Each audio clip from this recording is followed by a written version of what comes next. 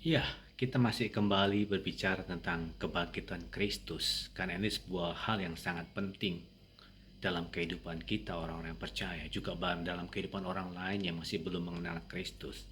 Sudah melihat di dalam kitab Lukas pasal 24 ayat 46, di sana dikatakan bahwa katanya kepada mereka, ada tertulis demikian, Mesias harus menderita dan bangkit dari antara orang mati pada hari yang ketiga. Dan lagi dalam namanya, berita tentang pertobatan dan pengampunan dosa harus disampaikan kepada segala bangsa, mulai dari Yerusalem. Kamu adalah saksi dari semuanya ini. Sudah perhatikan di sini bahwa kematian Kristus, kematian Yesus itu memang harus terjadi. Dia harus menderita dan bangkit. Tidak bisa Injil bercerita tentang kelahiran Yesus saja, tapi Injil juga harus berbicara tentang bagaimana Yesus menderita dan dia mati dan dia bangkit. Karena itu merupakan sebuah Injil yang lengkap. Karena kebangkitan ini sangat penting. Karena itulah ketika orang lain ataupun ahli-ahli Taurat, pemuka-pemuka agama mengerti bahwa Yesus adalah bangkit, mereka berusaha menutupi ini supaya jangan menjadi sebuah Injil yang lengkap. Mereka berdusta. Di dalam Matius 28 ayat 11 dikatakan bahwa ketika mereka di tengah jalan, datanglah beberapa orang dari penjaga itu ke kota dan memberitahukan segala yang terjadi itu kepada imam-imam kepala. Penjaga-penjaga ini melihat bagaimana Yesus dibangkitkan dengan kehadiran malaikat yang membuka kuburan. Dan sesudah berunding dengan tua-tua, mereka mengambil keputusan lalu memberikan sejumlah besar uang kepada serdadu-serdadu itu. Dan berkata, kamu harus mengatakan bahwa murid-muridnya datang malam-malam dan mencurinya ketika kamu sedang tidur. Dan apabila hal ini kedengaran oleh wali negeri, kami akan berbicara dengan dia, sehingga kamu tidak beroleh kesulitan apa-apa. Kebangkitan Kristus sangat penting, sehingga seorang pemuka agama, atau bahkan seorang ahli-ahli yang tidak mau mempercayai bahwa Yesus itu bangkit, dia berusaha mengatakan dusta, bahkan membayar. Jadi jangan berpikir bahwa orang yang beragama itu adalah orang-orang yang betul-betul suci, orang-orang yang betul-betul mengerti kebenaran.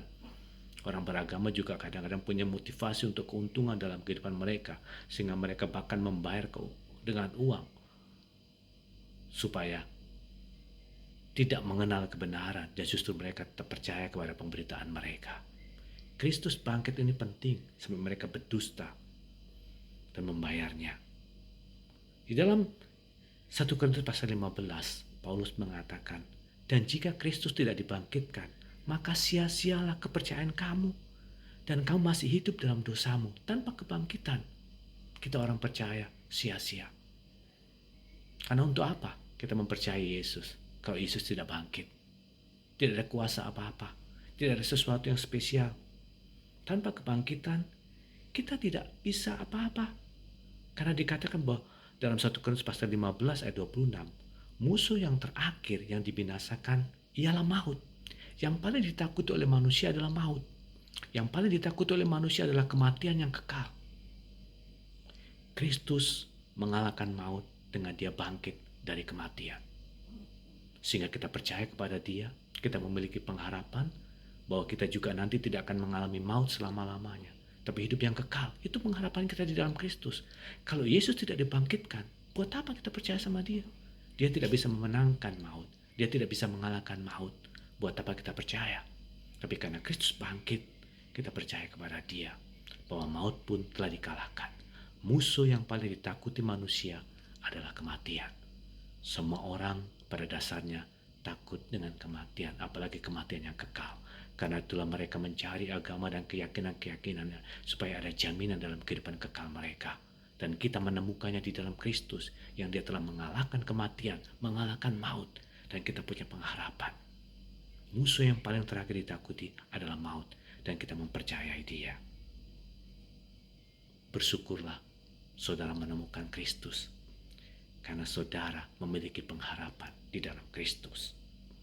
Bahkan Paulus mengatakan di dalam 1 Korintus 15 ayat 32, kalau hanya berdasarkan pertimbangan-pertimbangan manusia saja, aku telah berjuang melawan binatang buas di Efesus.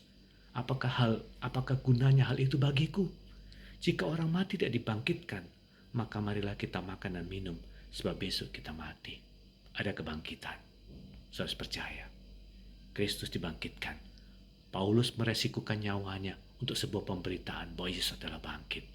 Kalau seseorang meresikukan nyawanya mungkin mendapatkan sesuatu, mungkin masih dipikir rasional sebuah alasan.